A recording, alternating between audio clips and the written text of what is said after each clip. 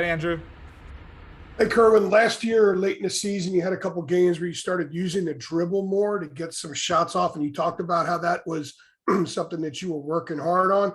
Can you catch us up to date with how the offseason was improving that part of your game? And if there's another part of your offensive game that you've also improved as well? That's been going really well for me. Because I know how they're going to defend me this year. They're going to play me tight, so I'm going to have to switch it up a little bit and be able to play off the dribble and off the catch. So it's kind of just been in development for me, and I've been working extremely hard on it with me and my coach, and I gotten a lot better with it. So I'm feeling real comfortable with it. Opposing defenses focused a lot on you on the perimeter last year because you were one of the one guy who was consistently hitting those shots. You're going to have other guys out there shooting from the perimeter this year. How do you think that might help you when there's 2 and 3 other options out there, guys that can drain shots? I think it's going to open it up for me and everybody else on the team, because now that we got more perimeter threats, it's going to be hard to get out on all 3 of us, or whoever, all of us really. And it's going to definitely open up the floor a lot for our bigs and anybody, and for our guards to be able to drive to the basket. And I think it's going to help our offense a lot. And we're going to be making more threes this year. And I think it's definitely just going to, give us some high scoring games and win some games. Thank you. DL. Hey, Kerwin. I was curious what your observations were about the differences with Coach Davis now that he's calling all the shots and running practice. Like how subtle or how big has that transition been, just getting used to how he's running things?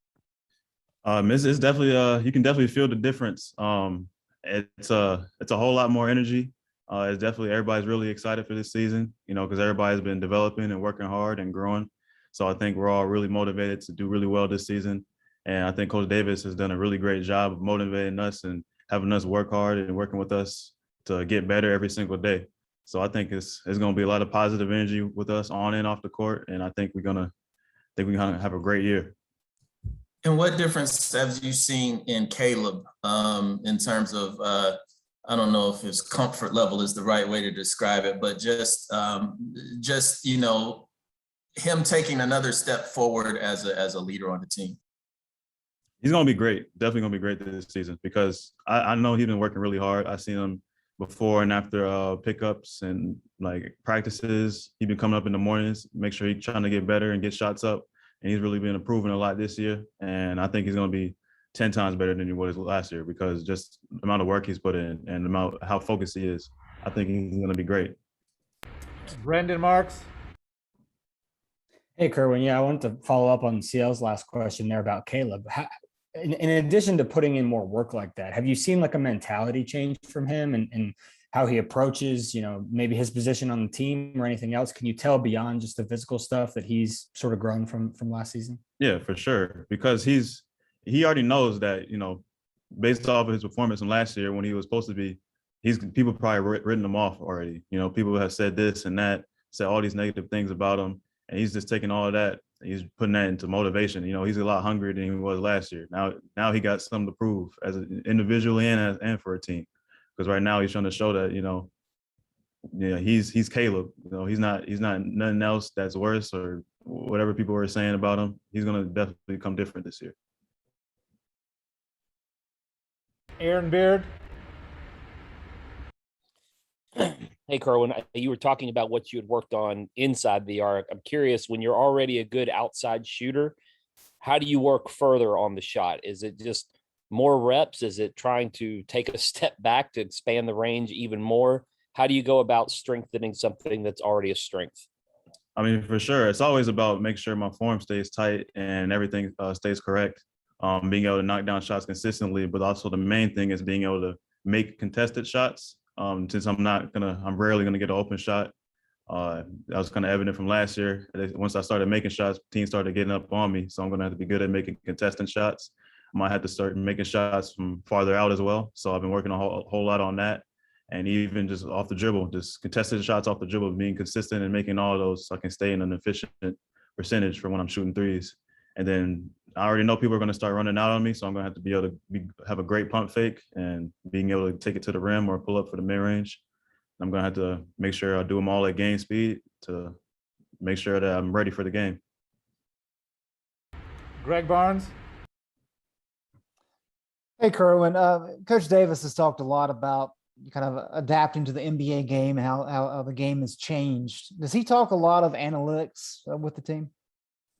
Lately, nah, not really. He's kind of just his biggest thing is that we're gonna be coming real hungry this year. You know, the past 2 years, for Carolina standards, we come up real short. And that's something we got to turn around. That's something we got to change. Right now, we're more focused on being able to make shots, which was something we didn't do last year. We're gonna have to guard 1 through 5, which is something we definitely gonna have to improve on a lot for this year. And that's the thing we're most focused on, just being able to make shots and guard the ball. That's the biggest thing that we focused on right now, and just being able to stay motivated every single day to get better. That's kind of the main goal. Great, thanks. Dina King. Hey, Kerwin, Dawson spoke last week about his relationship with you. How excited was you when Dawson decided to become a Tar Heel? I was super excited, man. Super excited. I'm really glad he's here with us because I think he's going to be great for not only for this team, but just the program in general. I mean, I don't think people know exactly what he can do yet and just how good he is, which is going to be a blessing because nobody's going to expect him. I mean, he's a big he's real versatile. He comes on the perimeter, on the block.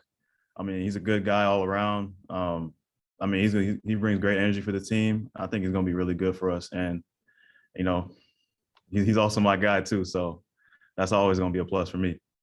Thank you. Michael Coe. Hey, Kerwin. So just kind of following up on Dina's question, what was your pitch to Dawson when you first heard that he was interested in coming here? Told him, like, if you want to win a championship, this is the place. This is definitely the place. If we win a championship, we all going to eat. Everybody's going to get what they need. Everybody's going to get what they want. You ain't even got to worry about that. That's definitely going to come. But if you want to win something, you want to be great and get better, this is a place we got to be. Because I know me and him, we've done a lot of things when we played back in high school in AAU. That's exactly what we did. We was winning championships and everybody was getting scholarship offers, all that. And we ain't have to worry about nothing but winning games. And it's going to be the exact same thing here.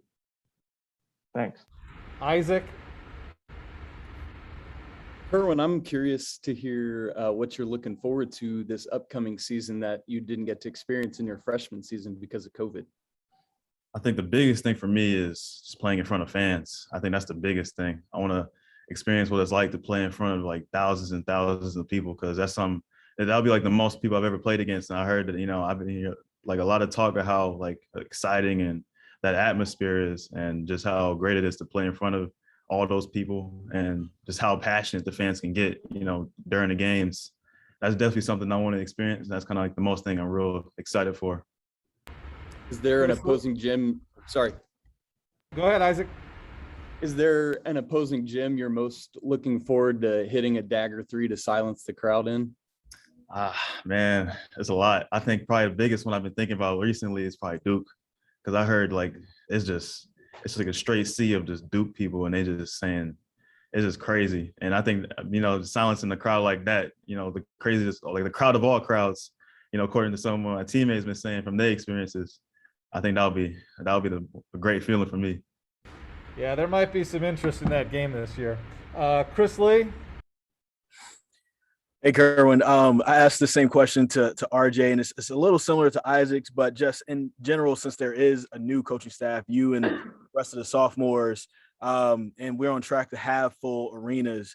Does it feel like maybe this is a redo of your freshman year, like you in a good way, where you guys have had a full summer, you're going to have, a normal season, it looks like, and you guys have a chance to really like build that chemistry with the new squad. Do you feel like that right now? Oh, for sure. Because I mean, just like beginning of this fall, I finally figured out my way around campus a little bit. Like it's crazy. I'm a sophomore. I just now learned how to get around campus.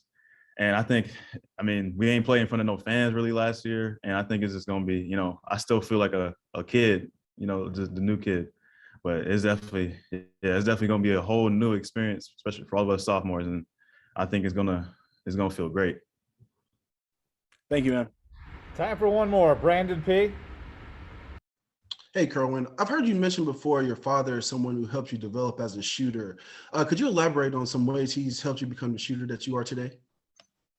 I mean, yeah, when it comes to like anything basketball related, yeah, he's done about everything for me. And I pretty much got a lot of my skills and things that I've learned mostly from him. And it always started with him. And we always worked on my shot, whether it's always about the small details. And then once I, mastered those fundamentals, then it was just about, applying them in the game.